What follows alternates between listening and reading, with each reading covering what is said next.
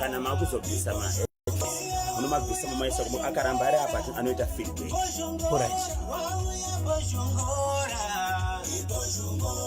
Chinyazoteya nzeve padhuze nekuti Bhozhongora Washington Marembere, the correspondent pa National FM wasvika nechimuti.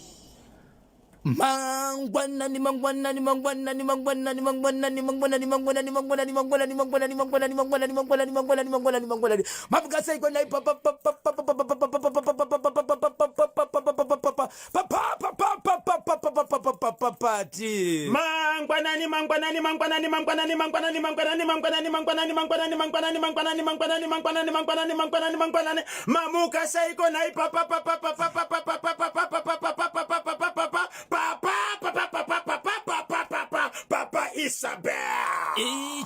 chokwadi muri yeZimbabwe kungobvunzira bosangu chirangu chokwadi chiripo nechekuti kana makaterera muri mukati bekufamba nenhepfenyu muri mukati bekufamba nechimuti muri yeZimbabwe muri kuzinzwira zviri pachena nhepfenyu iri kufamba nebhora vari kuita kutsinzura kuita kutintimura ndati kufamba nebhora asi ndikada kutaura chokwadi chiripo muri yeZimbabwe ndiri kufamba ndiri pasi pamvuri wamusukuru mwana wekubereka wekudimba ndati wekugohwa asi zvandiri kuona pano muri yeZimbabwe ndiri kuona muri makasimba kana ndichiti akasimba ndinoreva kuti akasimba chikonzero akasimba saka zvakasimba ndinoti akasimba vedwe hane dumbu mazwengerera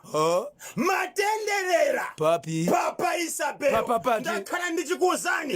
kana muchigogomezana bvangu kufamilia dziko raZimbabwe funda auzeni kuti muri kuona monya repa Kanyemba border post alongside monya repa Gokwe kada munhu wakatuka kuti si po rikiti vu